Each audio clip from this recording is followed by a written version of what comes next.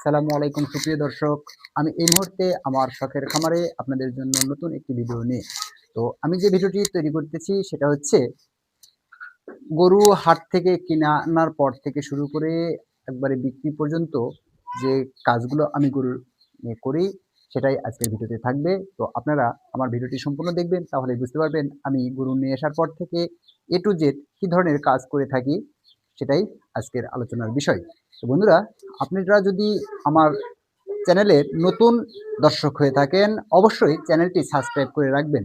কারণ আমি একজন খামারি, আমি ভিডিওগুলো তৈরি করি আপনাদের সৎ পরামর্শ দেওয়ার জন্য। আমার পরামর্শ শুনে যদি একটি খামারির উপকার হয়ে থাকে তবে আমার ভিডিও বানানোর সার্থক। তো বন্ধুরা, আমার ভিডিওটি যারা দেখতেছেন অবশ্যই মনোযোগ সহকারে দেখবেন। আর যারা আমার ভিডিওটি রেগুলার দেখেন তাদেরকে জানাই আমার অন্তরের অন্তঃস্থল থেকে ধন্যবাদ।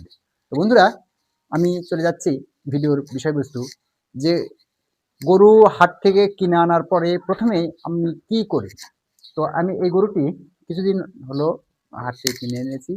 তো যে গরুটা হাট থেকে কিনে আনার পরেই আমাকে যে কাজটা করতে হয় সেটা হচ্ছে গরু কিনে আনার পরেই গরু মানে যে জার্নি থাকে বিভিন্ন জায়গায়, হাট ঘোরার পরে গরুকে প্রথমে আমি দিয়ে হচ্ছে ফার্স্ট অথবা ব্যথানাশক যে কোনো একটি তো এভাবেই এক কথায় প্রথমে আমি এসে আধা ঘন্টা বা ১ ঘন্টা গরুকে প্রথমে রেস্ট দিই। তারপরে গরুকে দিই ফার্স্ট ভেট।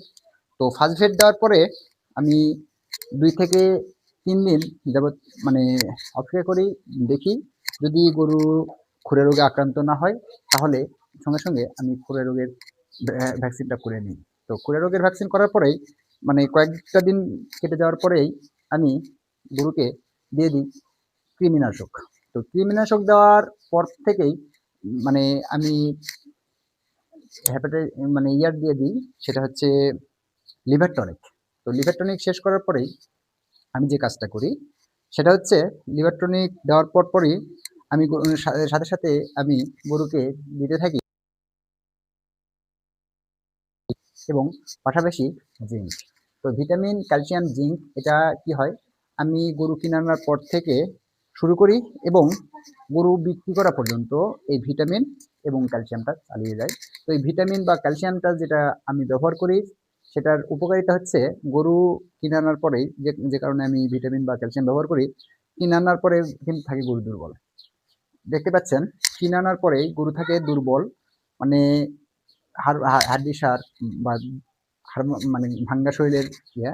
তো গরু যেমন দুর্বল থাকে, মানে মাংসের দিকেও দুর্বল থাকে, আবার শরীর মানে অসুস্থ থাকে, দুর্বল থাকে, যে কারণে এই ভিটামিন, জিঙ্ক, ক্যালসিয়াম এগুলো ব্যবহার করলে গরু সুস্থ হয় এবং গরুর লোম বলেন, গরুর চেহারা বলেন, সবকিছু পরিবর্তন হয়। আর ক্যালসিয়ামের যে কাজটা সেটা হচ্ছে ক্যালসিয়াম করার পরে গরুর হাড়গুলো মোটা হয়, গরুর হাড়গুলো মোটা হয়। এই যে এগুলো হাড়গুলো মোটা হয়। এই গরুটা কয়েকদিন আগে নিয়ে আসছি, নিয়ে আসার পরে আমি ওটাকে ব্যবহার করে অনেকটা পরিবর্তন আসছে, তবে খুব বেশি এখনো পরিবর্তন আসে নাই, কারণ যেহেতু শীতকাল আর আমার এলাকাতে প্রচন্ড পরিমাণে শীত পড়ছে, যে কারণে আমি গোসলও করে দিতে পারি নাই গরুর গা, যেহেতু ময়লা দেখতে পাচ্ছেন। তো এত পরিমাণে শীত পড়ছে, গরুর গায়ে যে পানি দিব এরকম কোনো পরিস্থিতি নেই, একবারে কুয়াশায় ঢাকা। আমি যে ভিডিও করতেছি ভিডিওর আলোটাও ঠিক মতন হচ্ছে না। তো এই অবস্থায় গরু লালন পালন করতে হচ্ছে। তো যে কারণে গরুকে আমি ওইভাবে গোসলও করাইতে পারি নাই।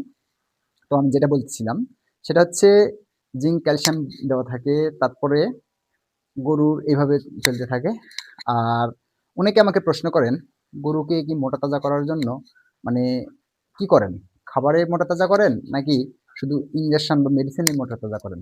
তো বন্ধুরা, আমি একটা পরামর্শ দিব, খাবারে যেটা কথা বললাম সেটা হচ্ছে, প্রশ্ন করে এটা যে আমি কি মুরগির ফিড দিয়ে গরু মোটা তাজা করি কিনা, পোলট্রি ফিড দিয়ে মোটা তাজা করি কিনা। না বন্ধু, আমি কখনোই গরুকে পোলট্রি ফিড খাওয়াই না। আমি একটি পরামর্শ দিব, সেটা হচ্ছে আপনি যদি হালাল পথে উপার্জন করেন, হালাল পথে সে পরিচালনা করেন, ইনশাল্লাহ একদিন আপনি সফল হবেন। কিন্তু আপনি যদি হালাল পন্থা বাদ দিয়ে যদি অসৎ পন্থায় অবলম্বন করেন, দেখতে পাবেন একসময় আপনার লস হয়ে যাবে। তো যে কারণে আমি কখনোই পোলট্রি ফিড বা এই ধরনের কিছু ব্যবহার করি না।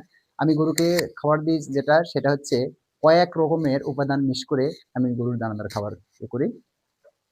সেটা হচ্ছে প্রথমে যেটার নাম বলতে হয় সেটা হচ্ছে গমের ভুসি, ধানের গুঁড়া, তারপরে আপনার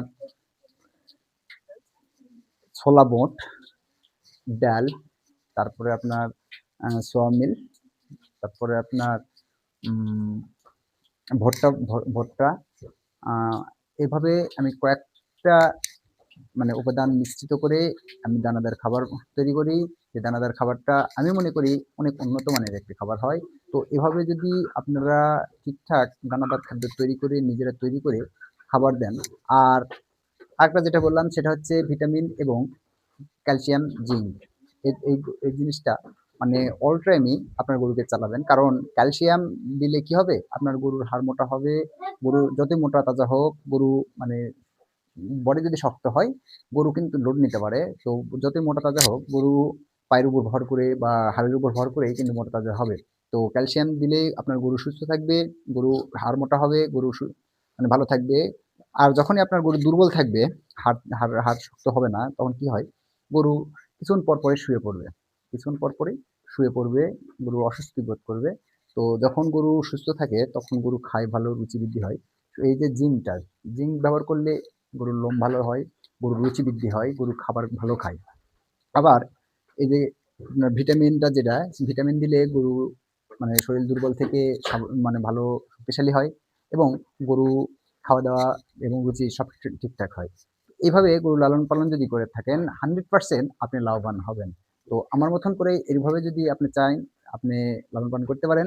তো আমি মনে করি এইভাবে গরু লালন পালন করে আমি যেহেতু লাভবান হচ্ছি, আপনারাও লাভবান হবেন। আশা করি ভিডিওটি যদি ভালো লাগে অবশ্যই লাইক, কমেন্ট, শেয়ার করবেন এবং আমার চ্যানেলটি অবশ্যই সাবস্ক্রাইব করে রাখবেন। ধন্যবাদ সবাইকে। আসসালামু আলাইকুম।